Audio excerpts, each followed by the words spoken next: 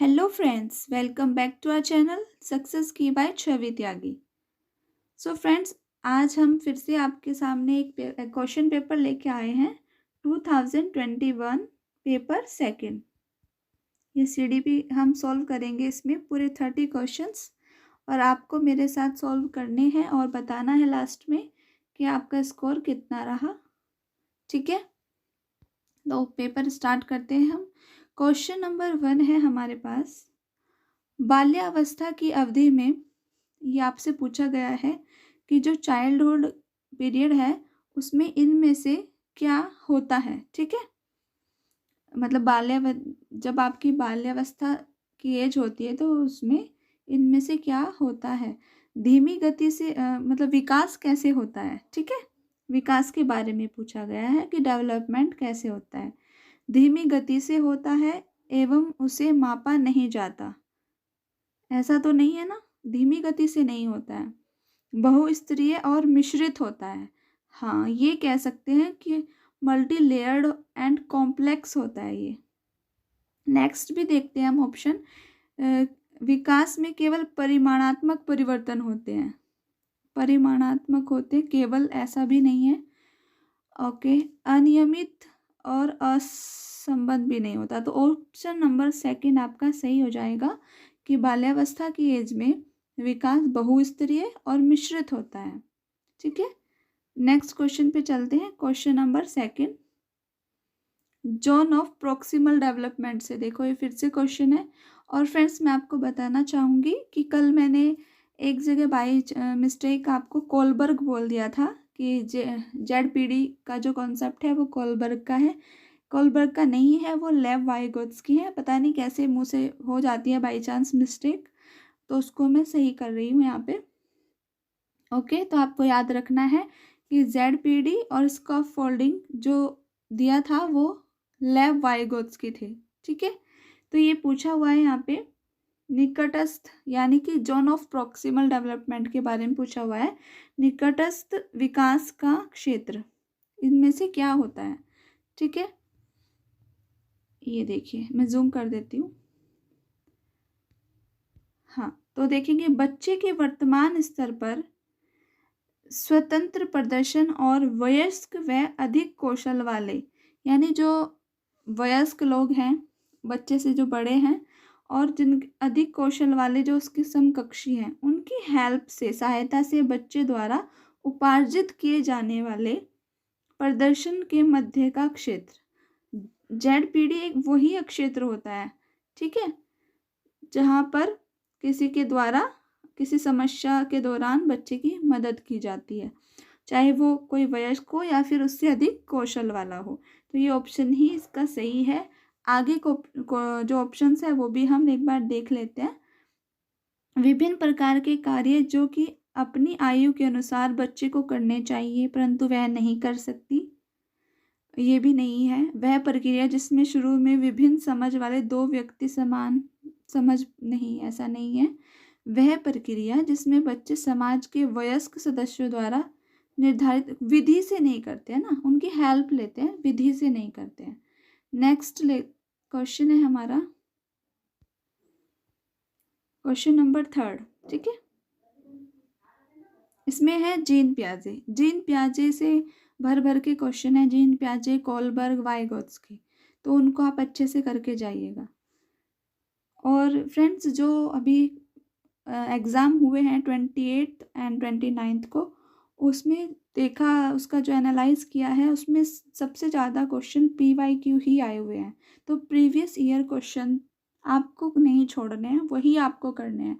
अभी आपका यही टाइम है, आपने जो थ्योरी पढ़ी है उसको आपको देखना है कि PYQ में आप क्या स्कोर कर पा रहे हो, वहीं से आपको अपना कॉन्सेप्ट क्लियर करने हैं। ठीक है, तो क्वेश्चन नंबर थर्ड क्या है। जीन पियाजे के अनुसार बच्चे अमूर्त संक्रियात्मक अवस्था में, ये फोर्थ स्टेज है, अमूर्त। ठीक है, फोर्थ स्टेज की बात हुई है और इसमें आपसे पूछा गया है कि इस एज में क्या होता है। परिकल्पित निगमनात्मक तर्क, हाइपोथेटिकल। ठीक है, ये होता है ना हाइपोथेटिकल, ये लास्ट स्टेज में ही होता है, ये सही है। ठीक है, आगे भी पढ़ लेते हैं। केंद्रीयकरण और अनुत्कर्मणीय यानी जो रिवर्सिबिलिटी होती है ना, जिसको अनपलटन बोलते हैं, वही। सोच से आबद्ध है, नहीं, ऐसा नहीं है। संरक्षण, वर्गीकरण व श्रेणीबद्धता, जो ये 3 चीजें हैं ना, एक बार आप ध्यान रखना। संरक्षण, वर्गीकरण और श्रेणीबद्धता, ये आपकी आएंगी मूर्त अवस्था में। मूर्त जो संक्रियात्मक अवस्था है ना, उसमें जो 7 to 11 ईयर है, ये आपको याद रखना है। हो सकता है आपके क्वेश्चन, क्योंकि ऑप्शंस यही होते हैं, वो चेंज करके यहीं से ही पूछता है, तो आपको अच्छे से प्रिपेयर होके जाना है। नेक्स्ट क्वेश्चन है हमारा, इसका आंसर फर्स्ट ही सही है, ठीक है। नेक्स्ट क्वेश्चन है हमारा क्वेश्चन नंबर 4। देखो, लॉरेंस कोलबर्ग, ठीक है। लॉरेंस कोलबर्ग के नैतिक विकास के सिद्धांत के अनुसार व्यक्ति, एक सेकेंड, हाँ मैं जूम कर लेती हूँ थोड़ा। लॉरेंस कोलबर्ग की नैतिक विकास के सिद्धांत के अनुसार व्यक्ति किस अवस्था में, यानी लॉरेंस बर्ग के अकॉर्डिंग, जो उनके नैतिक विकास का सिद्धांत जो लॉरेंस बर्ग ने दिया था, उनके अकॉर्डिंग कौन सी वह स्टेज है जब वह विश्वास करता है कि वर्तमान सामाजिक प्रणाली को सक्रियात्मक बनाए रखने से धनात्मक मानवीय संबंध और सामाजिक वर्ग सुरक्षित रहता है। अब देखिए, अब आपको कैसे क्वेश्चंस को एलिमिनेट करना है वो आप देखना। आपको पता है कि 3 स्टेजेस होती हैं, pre conventional, conventional and post conventional, ठीक है। अब यहाँ पे आपको पता है कि सामाजिक प्रणाली की बात आती है, वो इन 2 स्टेज में तो नहीं करता, वो करता है लास्ट स्टेज में, ठीक है, जो कि है पोस्ट कन्वेंशनल। ओके, तो अब उसके भी 2 पार्ट है ना, इस स्टेज के 2 पार्ट हैं, ठीक है। फर्स्ट में होता है क्या कि सामाजिक, अब आप पहले वो बच्चा क्या करता है, इस क्वेश्चन का आंसर होगा क्वेश्चन नंबर 2 कि वो सामाजिक क्रम व्यवस्था विन्यास, यानी कि जब बच्चे को यह विश्वास करता है कि वर्तमान सामाजिक प्रणाली, यानी कि जो सामाजिक प्रणाली चल रही है, उसको क्रियापूर्वक बनाए रखने के लिए धनात्मक मानवीय संबंध और सामाजिक वर्ग सुरक्षित रहता है, कि जो ये चीज़ें हैं हमें प्रोटेक्शन देती हैं समाज, ठीक है। और लास्ट स्टेज में वो उसके समाज के जो बुरी चीज़ें होती है ना, उनके अगेंस्ट जाता है, वो होती है लास्ट स्टेज, ठीक है। ये आपका सार्वभौमिक नैतिक सिद्धांत अभिविन्यास नहीं होगा। दंड और आज्ञा पालन किस में आता है, आपको पता है, फर्स्ट स्टेज का फर्स्ट पार्ट, ये भी नहीं होगा, ठीक है, और ये भी नहीं। तो ऑप्शन आपका कौन सा ठीक रहेगा, ऑप्शन इसमें आपका होगा 2, सामाजिक क्रम व्यवस्था अभिविन्यास। नेक्स्ट पे आते हैं हम, क्वेश्चन नंबर 5। क्वेश्चन नंबर 5 है हमारा हार्वर्ड गार्डनर। पिछली जो हमने वीडियो की थी उसमें भी हार्वर्ड गार्डनर से क्वेश्चन था, और इसमें भी। इसमें क्या पूछा है, हार्वर्ड गार्डनर के बहुबुद्धि सिद्धांत के अनुसार निम्नलिखित में से कौन सा जोड़ा बुद्धि के प्रकार और अंतःस्थिति अनुपालन संभावना के अनुसार सही है। सही पूछा है, यानी कि 3 रॉन्ग होंगे और 1 ही सही होगा, ठीक है। तो आपको चूज करना है, एक साइड तो दिए हुए हैं बुद्धि के प्रकार, और एक साइड दिए हैं उनके जो पॉसिबिलिटी है, ठीक है, कि किसमें कौन सी बुद्धि हो सकती है। स्थानिक बुद्धि मनोवैज्ञानिक में तो नहीं होती ना, वो किस में होती है, जो आपकी बिल्डिंग्स बनाते हैं, क्या बोलते हैं उनको, आर्किटेक्चर, ठीक है ना, हाँ, उन लोगों में हो सकती है। ओके, अंतराव्यक्तिक यानी कि इंट्रापर्सनल विक्रेता में नहीं होती, ठीक है। भाषिक मूर्तिकार में नहीं होगी। तो ये देखिए, शारीरिक गतिक संवेदना यानी कि बॉडीली काइनेस्थेटिक जो बुद्धि होती है वो प्लेयर्स में ही होती है, यानी खिलाड़ी में होगी, और यहाँ पे लिखा भी है एथलेटिक, ठीक है। तो इसका ऑप्शन नंबर 4 इसका सही हो जाएगा। नेक्स्ट क्वेश्चन पे चलते हैं, क्वेश्चन नंबर 6, लेव वाइगोत्स्की। लेव वाइगोत्स्की के अकॉर्डिंग बच्चों के संज्ञानात्मक विकास में भाषा की एक महत्वपूर्ण भूमिका होती है। देखो मैंने आपको बताया था SCL, सोशल, कल्चरल और लैंग्वेज की भूमिका होती है। ये आंसर आपका सही है। आगे क्या लिखा है, बच्चे भाषा अधिग्रहण यंत्र, जो ये लैंग्वेज एक्विजिशन है ना, ये आपका इसकी बात करते हैं चॉम्स के साथ, ठीक है। तो ये नहीं होगा। बच्चों का संज्ञानात्मक विकास चरणों में होता है, ये पियाजे ने कहा था। स्कीमा की बात भी पियाजे करते हैं, तो ये भी नहीं होगा। तो आंसर आपका फर्स्ट ही होगा। नेक्स्ट चलते हैं हम अपने। देखिए हम ना सभी ऑप्शन को हमें रीड करना चाहिए, क्योंकि उन्हीं से हो सकता है आगे आपके क्वेश्चन आ जाए, आपके जो एग्ज़ाम देने जाए वहीं से आपको क्वेश्चन, क्योंकि क्वेश्चन कहीं और से नहीं आता है, कॉन्सेप्ट तो यही रहते हैं, ठीक है। तो हमें सभी को ध्यान से पढ़ना होता है। क्वेश्चन नंबर 7 है, एक प्रगतिशील कक्षा में शिक्षण अधिगम प्रक्रिया के दौरान अधिगमकर्ता का मूल्यांकन, यानी कि जो लर्नर है, अधिगमकर्ता होता है लर्नर, ठीक है। तो प्रोग्रेसिव क्लासरूम कौन सी होगी जिसमें अधिगमकर्ता एंड लर्नर का मूल्यांकन बच्चों को अधिगम में सहायक नहीं होता है। क्यों नहीं होता है। बच्चों की अधिगम प्रक्रिया में रुकावट भी नहीं उत्पन्न करता। अभिभावकों को प्रतिपुष्टि देने के प्रयोजन में बेहद सफल, कम सफल, देखो ये दो अपोजिट वर्ड दे दिए यहाँ पे, ऐसा नहीं है। बेहद महत्वपूर्ण है, ये सही है। बेहद महत्वपूर्ण है क्योंकि यह बच्चों की समझ की जानकारी देता है और अध्यापिका को अपने शिक्षा शास्त्र पर विचारने में सहायक होता है, ठीक है। ये बिल्कुल सही है। नेक्स्ट क्वेश्चन पे चलते हैं हम। क्वेश्चन नंबर है 8। क्वेश्चन नंबर 8, इसमें जेंडर की बात की गई है, स्टेरियोटाइप की बात की गई है। कक्षा में सभी लिंगों में जेंडर रूढ़िवादिता कम करने और विकास के स्तर संभावना को बढ़ाने के लिए प्रभावशाली पद्धति कौन सी है, यानी कि जेंडर जो रूढ़िवादिता है उसको कम करना, कौन सा ऑप्शन सही होगा। लिंगों के जैविक अंतरों की उपेक्षा करना, उन्हें अस्वीकार करना नहीं होगा, ठीक है। समाज में चित्रित लिंग भूमिकाओं को प्रबल और उनको बढ़ाने की बात की जा रही है, नहीं, ऐसा भी नहीं होगा। एक ही लिंग के योग्यता समूह, इसमें तो खुद ही आप जेंडर रूढ़िवादिता दिखा रहे हो कि एक ही लिंग के अलग अलग नहीं, समान रूप से लेकर चलना होता है ना उसमें। क्रियाकलाप के लिए मिश्रित लिंग समूह, ये सही है। बनाना और विचार विमर्श को प्रोत्साहन देना, ठीक है।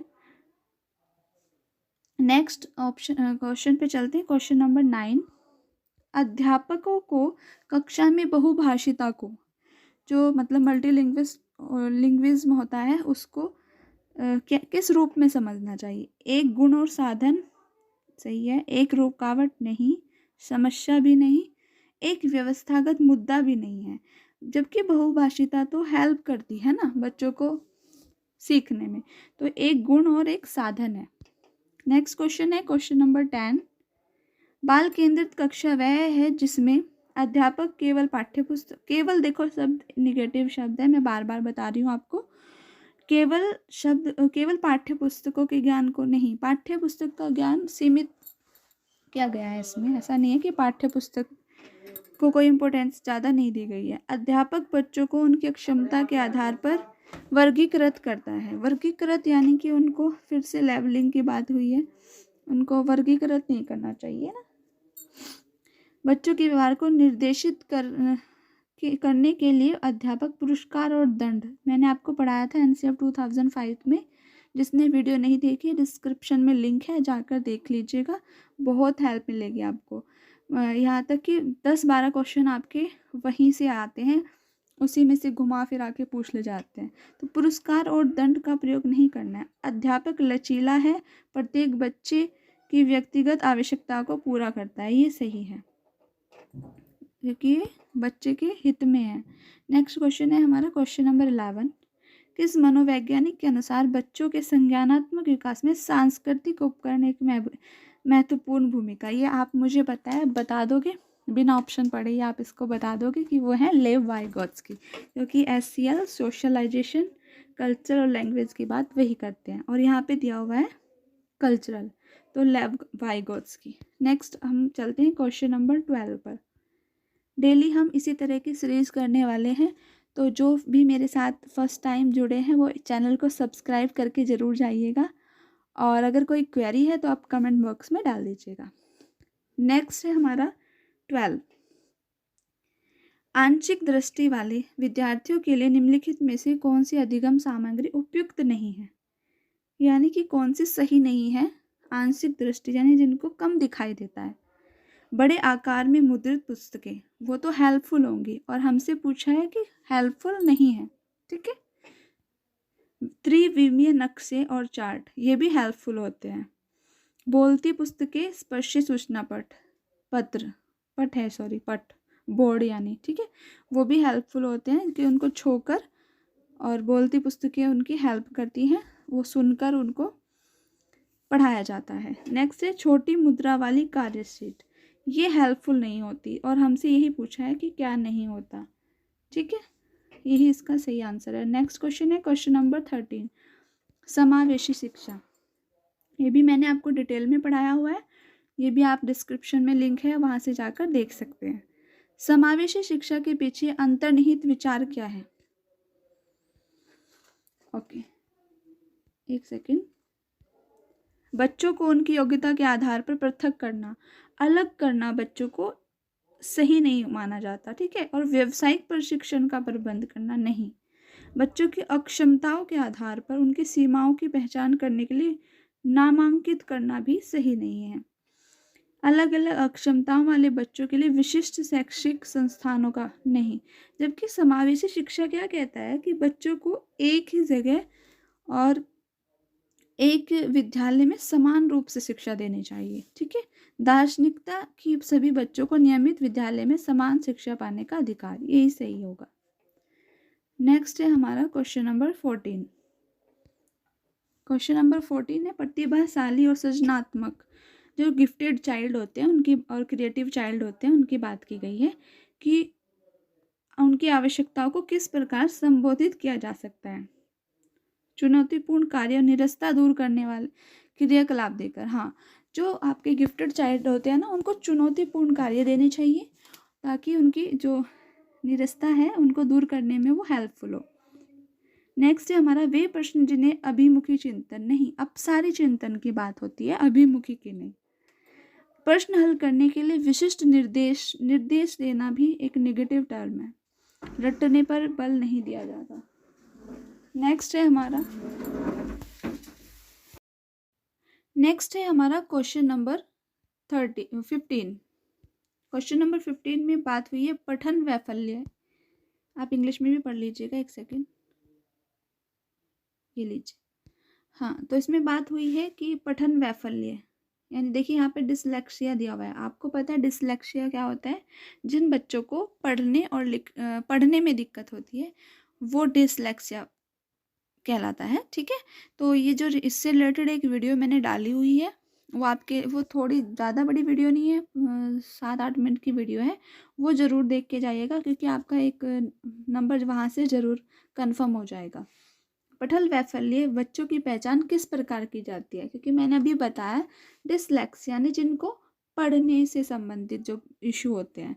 तो यहाँ पे ऑप्शन दिया हुआ है, उन्हें सामाजिक एवं सांस्कृतिक संदर्भ को जानकर नहीं, पूर्ण शारीरिक स्वास्थ्य परीक्षण द्वारा, ये भी नहीं है, उन्हें पढ़ने और लिखने की कौशलता के विश्लेषण से, ये सही हो जाएगा क्योंकि पढ़ने की बात ही है। नेक्स्ट है उनकी जटिल व उच्च स्तरीय समस्याओं को हल करने की क्षमता का आकलन, ऐसा भी नहीं है। नेक्स्ट चलते हैं हम क्वेश्चन नंबर 16 पर। क्वेश्चन नंबर 16 है प्रतिकूल परिस्थितियों और वंचित पृष्ठभूमि वाले यानी कि जिनको वो अवसर प्राप्त नहीं हो पाते पढ़ाई लिखाई से संबंधित, वो वंचित रह जाते हैं, उस पृष्ठभूमि की बात की गई है कि उन लर्नर्स को, उन अधिगमकर्ताओं को संबोधित करने के लिए निम्नलिखित में से कौन सी पद्धति प्रभावशाली नहीं है, नहीं पूछा हुआ है, ये ध्यान रखना है। अधिगमकर्ताओं से बातचीत करके उनकी आवश्यकताओं और उनके समुदायिक चुनौतियों को समझना चाहिए, और आपसे पूछा है कि क्या नहीं है, ठीक है, आपको ये ध्यान रखना है। तो ये होता है, लेकिन ये हमारे क्योंकि नहीं पूछा है तो ये इसका आंसर नहीं होगा। अधिगमकर्ताओं को विद्यालय के बाद ट्यूशन पढ़ने के लिए कहना, नहीं ये ऐसा नहीं होना चाहिए ना, तो यही इसका राइट आंसर होगा। आगे देख लेते हैं, विद्यार्थियों को संतुलित चुनौतीपूर्ण लक्ष्यों के लिए अभिप्रेरित करना और उपयुक्त शिक्षण सहायता उपलब्ध कराना, ऐसा करना चाहिए, जबकि हमसे पूछा है कि क्या नहीं। ठीक है, तो ये भी नहीं होगा इसका। कार्यकलापों के लिए सहयोगी समूह बनाना, ये भी नहीं होगा, तो ऑप्शन नंबर सेकंड इसका सही होगा। देखिए, हमें क्वेश्चन को थोड़ा ध्यान से पढ़ना है कि वहाँ पे नहीं जब पूछ लेता है तो थोड़ा और हमें उसको टाइम देना चाहिए, वरना हमारा क्वेश्चन गलत हो जाएगा। और उसको अंडरलाइन कर लेना आपके लिए बेटर होगा। कई बार अंडरलाइन नहीं आता है ना दिया हुआ, ओनली नहीं, आपको पहले इसको पढ़ना है, फिर नहीं को सर्कल कर लेना है या फिर अंडरलाइन कर लेना है। नेक्स्ट है क्वेश्चन नंबर 17। बच्चों के अधिगम में शारीरिक स्वास्थ्य और सांवेगिक अवस्था का कोई प्रभाव नहीं होता, एक महत्वपूर्ण भूमिका है, का कोई आपसी संबंध नहीं है, कि भूमिका नगण्य है। देखिए, शारीरिक स्वास्थ्य और सांवेगिक अवस्था दोनों ही बहुत महत्वपूर्ण होते हैं और इसकी बहुत महत्वपूर्ण भूमिका भी है। ये बहुत इजी सा क्वेश्चन था, ठीक है, तो लड्डू क्वेश्चन था आपके लिए। यहाँ पे भी अगर आप गलत करेंगे तो सही नहीं है। ये है आपका क्वेश्चन नंबर 18। कक्षा में अर्थपूर्ण अधिगम को प्रोत्साहित करने के लिए, यानी मीनिंगफुल जो लर्निंग है उसके लिए आप एक टीचर को, अध्यापिका को क्या करना चाहिए? विद्यार्थियों की सहायता करनी चाहिए कि वे अपने मनोभावों और अभिप्रेरणाओं को सुव्यवस्थित कर पाएँ। ठीक है, हेल्प तो करनी चाहिए बच्चों की। विद्यार्थियों को उनके प्रदर्शन के आधार पर नामांकित और वर्गीकृत करने की बात जहाँ भी होगी ना, वो एक गलत बात है, ऐसा नहीं करना चाहिए। आपको ध्यान रखना है, जो हम ऑप्शंस पढ़ रहे हैं वो बार बार आ रहे हैं, उनमें कुछ कीवर्ड्स हैं, वो ही अपने माइंड में बिठा लेना और देखना। आप, मेरा बिलीव है कि अगर जो मैं सीरीज चला रही हूँ आप कंटिन्यू कर कीजिए इसको, ठीक है। चैनल को सब्सक्राइब करके एक बार बेल आइकन प्रेस कर लीजिए, क्योंकि जैसे ही वीडियो आएगी आप तक नोटिफिकेशन पहुंच जाएगा और आप फटाक से उसको देख लेना, ठीक है। तो जो ये वर्ड्स आ रहे हैं ना बार बार ऑप्शंस के थ्रू, यही हैं जो बार बार पूछे जाते हैं और कुछ नहीं है, ठीक है। थ्योरी तो आपको पता ही है कि किसने कौन सी दी है, ये आपको पढ़ना होगा, लेकिन जो CTET में मोस्टली ऐसे ही क्वेश्चन आते हैं। नेक्स्ट ऑप्शन है, विद्यार्थियों में संवाद और परिचर्या को प्रोत्साहित करना चाहिए। सही बात है, करना चाहिए। कक्षा में विविधता की उपेक्षा भी देखो एक नेगेटिव वर्ड है, उपेक्षा नहीं, अवहेलना नहीं करनी चाहिए, हमें उन्हें प्रोत्साहित करना चाहिए, ठीक है। तो ऑप्शन फर्स्ट और थर्ड ये देखिए, इसमें देख लीजिए फर्स्ट में ही है, फर्स्ट एंड थर्ड, तो पहला ही इसका सही हो जाएगा। नेक्स्ट चलते हैं क्वेश्चन नंबर 19 पर। क्वेश्चन नंबर 19 कहता है कि अधिगम क्या है? अधिगम एक डैश और एक डैश प्रक्रिया है। अब यहाँ पे देखिए, नीचे से स्टार्ट करते हैं। जटिल प्रक्रिया, अधिगम एक जटिल है, जटिल होता है, लेकिन उसके साथ साथ निष्क्रिय नहीं होता, सरल भी नहीं होता, कट गया, ठीक है। तो जटिल और सक्रिय प्रक्रिया होता है। नेक्स्ट है क्वेश्चन नंबर 20। अपनी कक्षा में अर्थपूर्ण अधिगम को सुसाध्य बनाने के लिए अध्यापिका को कक्षा में सामाजिक, सांस्कृतिक, धार्मिक, भाषाई विविधता, लिंग्विज्म की बात की गई है, बहुभाषिता की बात की हुई है, और उसको क्या करना चाहिए? उसको समझना चाहिए, टालना नहीं चाहिए, उपेक्षित नहीं करना, अनदेखा नहीं, उसको समझना है, ठीक है। बच्चे की लैंग्वेज को इम्पोर्टेंस देनी है आपको। नेक्स्ट है 21। कक्षा में प्रभावशाली अधिगम के लिए, इफेक्टिव जो लर्निंग है उसके लिए क्या होना चाहिए? सहयोगी होना चाहिए, ठीक है। ये तो प्रतिस्पर्धी, भयावह, ये देखो ये फर्स्ट से ही आपके कट गए, फर्स्ट ही आपका सही नहीं है, आगे क्या देखना आपको, यहाँ पे अपना टाइम बचा सकते हो आप, ठीक है। तो अधिगम के लिए सहयोगी वातावरण की रचना करनी चाहिए बजाय प्रतिस्पर्धिक वातावरण के, यानी सहयोगी होना चाहिए एटमॉस्फेयर, ठीक है, कोलैबोरेटिव। नेक्स्ट है अपना क्वेश्चन नंबर 22। निम्नलिखित में से कौन सा उदाहरण विद्यार्थियों को अधिगम के लिए अभिप्रेरित करने के प्रभावशाली है? पाठ उपलब्ध कराना, विशेषकर जब विद्यार्थी कोई नया कौशल सीख रहे हों। ठीक है, कौन कहता है पाठ की बात? लेव वाइगर्स की। ठीक है, सीखने में ज़्यादा कार्य पूर्ण करने पर नहीं बल देना है हमें कंपटीशन नहीं करना है ना, वे कार्य देना जो कि बहुत सरल हो। नहीं, ऐसा भी नहीं है भाई, इजी टास्क देते रहे। प्रतियोगिताओं के लिए बहुत से अवसर उत्पन्न करना। अब देखो यहाँ प्रतियोगिता, हमें कंपटीशन नहीं कराना है बच्चे का। ठीक है, अवसर की बात सही है, लेकिन वो कंपटीशन नहीं कराना है, ये थोड़ा सा आपको ध्यान देना होगा। देखो आप यहाँ पे बहुत से बच्चे ने 4th भी किया होगा, लेकिन इसका आंसर फर्स्ट ही सही है। नेक्स्ट है 23 में क्या कहा है? बच्चों के चिंतन के लिए निम्नलिखित में से कौन सा सही नहीं। अब इस नहीं को हमें ऐसे कर लेना है सर्कल में। क्या सही नहीं है बच्चों की थिंकिंग के लिए? बच्चे अपने आसपास की विविध घटनाओं के बारे में स्वयं अपने सिद्धांतों की रचना करें। खुद से करने की बात सही है। देखते हैं आगे। बच्चे प्रतियों को स्वयं नहीं सोच सकते। स्वयं क्यों नहीं सोच सकते? आगे पढ़ने की ज़रूरत ही नहीं है। बच्चे को इसने बच्चे को बोल दिया कि वो खुद सोच नहीं सकते हैं कुछ। नहीं भाई, हमें तो बच्चों को इम्पोर्टेंस देनी है। बच्चे अपने आसपास की विविध घटनाओं के बारे में सक्रियतापूर्वक सोचते हैं और उनमें अन्वेषण की लालसा होती है। लालसा एक नेगेटिव वर्ड हो गया है, जिज्ञासा हम मान सकते हैं, लालसा नहीं होती। बच्चे अपने आसपास की वस्तुओं को जानने के लिए जन्मजात जिज्ञासु नहीं होते। विविध घटनाओं के बारे में खुद सिद्धांतों की रचना करते हैं। नेक्स्ट है क्वेश्चन नंबर 24। क्वेश्चन नंबर 24 है बच्चों का विद्यालयों में असफल होना। कि बच्चे विद्यालयों में असफल क्यों होते हैं? ऐसा होना, एक सेकेंड, क्या प्रस्तावित करता है ये पूछा हुआ है, क्या सजेस्ट करते हैं?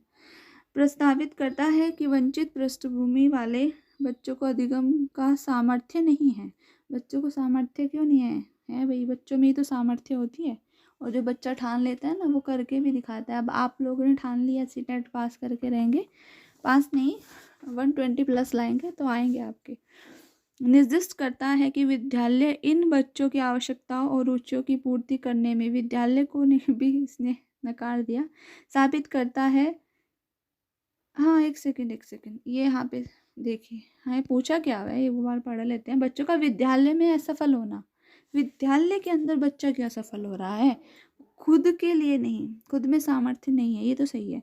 आगे लिखा है निर्दिष्ट करता है विद्यालय इन बच्चों की आवश्यकता। विद्यालय को ब्लेम करना है भाई हमें, शिक्षक और विद्यालय को ब्लेम कर दो, बच्चे को नहीं, क्योंकि विद्यालय इन बच्चों की आवश्यकताओं की रुचियों की पूर्ति करने में सामर्थ्य नहीं है, इसलिए बच्चा जो है विद्यालय में असफल हो रहा है। सही बात है। इस तरह से आपको क्वेश्चन को अच्छे से रीड करना है। साबित करता है कि इन बच्चों में आनुवंशिक पैदाइश, भाई उसकी तो आनुवंशिकता पे सवाल उठा दिया। सूचित करता है कि अभिभावकों में अपने बच्चों की अधिगम में सहायता करने के, अब बच्चों अभिभावकों की तो बात ही नहीं है। नेक्स्ट है क्वेश्चन नंबर 25। समूह में एक दूसरे को पढ़ाने और सहायता करने से, अगर हम ग्रुप में बच्चों को पढ़ाते हैं तो उससे क्या होता है? बच्चे स्वयं की चिंतन प्रक्रिया पर आपेक्ष करते हैं और संज्ञानात्मक क्रियाकलाप के उच्च स्तर पर पहुंचते हैं। सही बात है, मुझे तो सही लग रहा है। आगे देखते हैं। बच्चों में भ्रांति उत्पन्न होती है, नहीं, मिसकॉन्सेप्शन नहीं भाई, भ्रांति उत्पन्न नहीं होती। बच्चों का ध्यान भंग भी नहीं हो सकता। बच्चों में प्रतिस्पर्धात्मक प्रवृत्ति, ये सब निगेटिव बातें हैं, इनको छोड़ो। और ये आपका सही ऑप्शन, ठीक है, कि बच्चे स्वयं की चिंतन प्रक्रिया पर आपेक्ष करते हैं और संज्ञानात्मक क्रियाकलाप के उच्च स्तर तक पहुंचते हैं। नेक्स्ट है क्वेश्चन नंबर 26। ये है आपकी स्क्रीन पर और इसका आप जवाब देंगे, ठीक है, दीजिए आप। एक डैश कक्षा में अध्यापिका अपनी शिक्षा शास्त्र व आकलन की विधियों की विद्यार्थियों की व्यक्तिगत जरूरतों के अनुसार क्या करती है? अध्यापक केंद्रित शिक्षा बाल केंद्रित होनी चाहिए, अध्यापक केंद्रित नहीं। प्रगतिशील, कई बार आप देखो क्वेश्चन पढ़ते आ रहे हैं प्रोग्रेसिव लर्निंग, ठीक है ना, तो ये सही बात है। आगे देखते हैं। पाठ्य पुस्तक केंद्रित नहीं, व्यवहारवादी नहीं। तो आंसर आपका होगा सेकंड के एक प्रगतिशील कक्षा में अध्यापिका अपने शिक्षा शास्त्र व आकलन की विधियों को विद्यार्थियों की जरूरतों के अनुसार परिवर्तित करती है। प्रोग्रेसिव क्लासरूम बोला जाएगा उसको। नेक्स्ट है आपका क्वेश्चन नंबर 27। ये क्या कहता है, एक सेकेंड। क्वेश्चन नंबर 27 में है विकास के विषय में। विकास अगर आपने पढ़ा हुआ है उसके बारे में आपको बताना है। वृद्धि के विकास में बहुत सी सांस्कृतिक विविधताएं होती हैं। हाँ भाई, होती हैं। संसार में सभी बच्चों का विकास एक ही क्रम में और सुनिश्चित समय से, एक क्रम में थोड़ी ना होता है सबका विकास। सुरुचिपूर्ण व्यवस्थित समूह में अवस्थाओं में पूर्व निश्चित आनुवंशिक घटकों, पूर्व निश्चित नहीं होता। विकास एक सरल और एक दिशनीय बहुआयामी बोलते हैं उसको, ये एक दिशनीय। तो आंसर इसका फर्स्ट ही ठीक होगा। आगे चलते हैं क्वेश्चन नंबर 28। निम्नलिखित में से मध्य बाल्यावस्था की अवधि का प्रमुख प्रमाण, ठीक है, मिडल चाइल्डहुड की बात हुई है यहाँ पे। क्या है मिडल चाइल्डहुड? अब आप बताना, जो बच्चा आप देख ली मिडल चाइल्डहुड कौन सी एज में बैठेगा? ये आपकी 4 to 7, 11, ठीक है, ये 7 to 11 है, ठीक है। इसी के आसपास आपकी मिडल चाइल्डहुड होगी, ठीक है। नहीं, 4 to 7 आई थिंक। अच्छा चलो, आप मुझे कमेंट बॉक्स में बताना, ठीक है, मिडल चाइल्डहुड पीरियड। तो आप बच्चे को देखना, उस एज में जो बच्चे होते हैं ना बहुत ज़्यादा क्वेश्चंस करते हैं, ठीक है। चाइल्डहुड में भी करते हैं, लेकिन जो उससे मिडल चाइल्डहुड की बात हुई है वहाँ पे बच्चों में कूट के इतने सारे क्वेश्चंस हैं ना, आप आंसर नहीं दे सकते। तो वैज्ञानिक तर्क और अमूर्त रूप से सोचने की अक्षमता होती है। नहीं नहीं नहीं, ये नहीं होगा, अमूर्त रूप से नहीं होगा और ना वैज्ञानिक। ये तर्क होगा आपका जो लास्ट आपके किशोरों में होती है ये, तो ठीक है। तो फर्स्ट ऑप्शन है प्रतीकात्मक खेल का उभरना। नहीं, तर्क संगत विचारों का विकास जो कि प्राकृतिक, ये ठीक है आपका कि तर्क वितर्क करते हैं बच्चे। पेशीय कौशल और समग्र शारीरिक वृद्धि का तेजी से विकास नहीं होगा, ठीक है। बेस्ट ऑप्शन ये है। यहाँ पे देखो कंफ्यूजन है कि आपको ये लगेगा ये भी हो सकता है, लेकिन ये तो नहीं है, इन दो ऑप्शंस में लगेगा और बेस्ट ऑप्शन हमारे पास जब होता है तो हमें वही चूज़ करना है। नेक्स्ट है हमारा बच्चों के सामाजिकरण में विद्यालय। विद्यालय क्या होता है? मैंने आपको पिछले जो वीडियो है हमने उसमें डिस्कशन किया था ना। अब देखिए, आप हमने किया था पेपर 1 और पेपर 2 में भी ये क्वेश्चन है। तो आप ये मत समझना कि जो पेपर 1 होता है उसके क्वेश्चन पेपर 2 में रिपीट नहीं हो सकते, ठीक है। आपको सभी करना है, क्योंकि CDP चाहे वो पेपर 1 में आए पेपर 2 में आए सेम ही होती है। तो बच्चों के सामाजिकरण में विद्यालय प्राथमिक क्या था? परिवार, और ये द्वितीयक कारक है। तो ऐसे ही हमने अपनी सेकंड सीरीज़ भी कंप्लीट कर ली है। तो मैं फिर से कहना चाहूँगी, एक बार मुझे सपोर्ट करने के लिए, थोड़ा सा मेरा मोटिवेशन बढ़ाने के लिए आप चैनल को सब्सक्राइब कर सकते हैं। और मैं ऐसे ही आपके ये सीरीज़ कंटिन्यू रखूँगी और आप भी आप उम्मीद करती हूँ कि आप भी मेरा साथ देंगे। तो ये क्वेश्चन आपके लिए मैं होमवर्क देती हूँ, ठीक है। होमवर्क तो बनता है ना, यहाँ से पता चलेगा कि आपकी तैयारी कैसी है और आपको कमेंट बॉक्स में बताना है इसका आंसर। अदरवाइज़ मैं कल की वीडियो में इसको डिस्कस करूँगी। निम्नलिखित में से किस मनोवैज्ञानिक ने प्रस्तावित किया है कि बच्चों का चिंतन गुणात्मक रूप से वयस्कों की अपेक्षा अलग होता है? आपको इसका आंसर मुझे कमेंट बॉक्स में देना है, ठीक है। किसी को किसी भी प्रकार की कोई क्वेरी होती है तो कमेंट में आप मुझे बता दिया कीजिए, या फिर मेरा व्हाट्सएप नंबर है 70 555 41557, ठीक है, 7055 41557। यहाँ पे आप मुझे व्हाट्सएप कर सकते हैं, ठीक है। तो मिलते हैं हम नेक्स्ट वीडियो में।